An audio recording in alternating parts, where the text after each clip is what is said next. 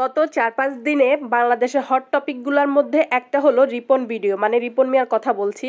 গত 4-5 দিন আগে রিপন মিয়া হঠাৎ করে একটা পোস্ট করে যে তার বাড়িতে কিছু সাংবাদিক গেছে এবং তাদের অনুমতি না নিয়ে তাদের ঘরে ঢুকে গেছে, এই সে এগুলো বলে। তখন দেখলাম বাংলাদেশের বেশিরভাগ কন্টেন্ট ক্রিয়েটর কিংবা মানুষরাই তার পক্ষে দাঁড়িয়েছে এবং বড় বড় কন্টেন্ট ক্রিয়েটররাও তাকে সাপোর্ট জানিয়েছে।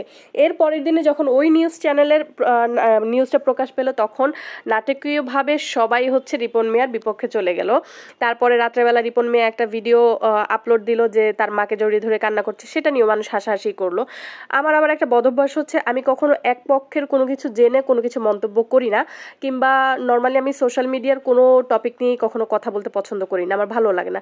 কিন্তু হঠাৎ করে আমার মনে হইলো যে না, রিপন মিয়ার ব্যাপারটা নিয়ে একটু কিছু বলি। সেটা হচ্ছে, তারপরে রিপন মিয়া যখন তার মায়ের সাথে মাকে জড়িয়ে ধরে কান্না করলো, এটা নিয়েও মানুষ হাসাহাসি করলো। সবাই বললো যে ব্যবসায় লালবাতি জ্বলে গেছে, এই জন্য এখন নাটক করতেছে, এই সেই হ্যানত্যান। এরপরে আমি একের পর এক কয়েকটা ভিডিও দেখেছি, তাদের গ্রামের, তাদের প্রতিবেশী, আশেপাশের মানুষদের ভিডিও দেখেছি। তো তারা সবাই এক কথাই বলতেছিল যে রিপন মিয়া অনেক ভালো একজন মানুষ, সহজ সরল একজন মানুষ, সে তার বাবা মাকে তার সাধ্য অনুযায়ী দেখাশোনা করে। আপনারা আমার রান্নার দিকে খেয়াল করেন না, কারণ আমি খুব কোনো স্পেশাল কোনো কিছু রান্না করছি না, বাট এই কথাগুলো আমার আজকে খুবই বলতে ইচ্ছা করলো।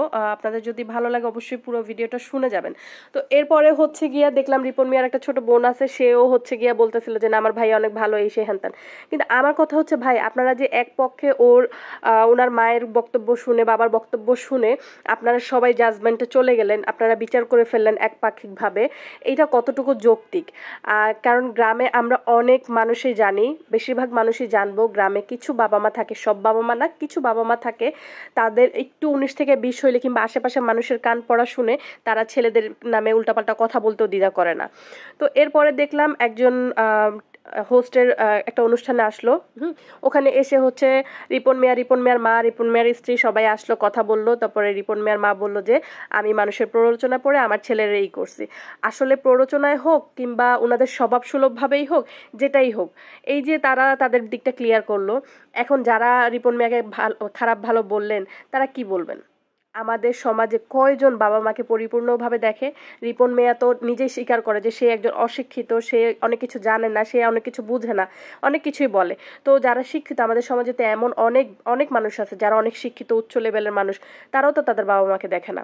সেটা নিয়ে তো আমাদের কখনো মাথা ব্যথা হয় না, কিংবা আমরা কিছু বলি না। আমরা আসলে সোশ্যাল মিডিয়াটা এমন একটা প্ল্যাটফর্ম, মানুষকে মাথায় উঠাইতেও সময় লাগে না, আবার মাথা থেকে ফেলে দিতেও একবার ভাবে না যে আসলে সে সঠিক নাকি সে ভুল, এই জিনিসটা তারা ভাবে না। তো যাই হোক, আমার কথাগুলো ভালো লাগে অবশ্যই লাইক কমেন্ট দিবেন।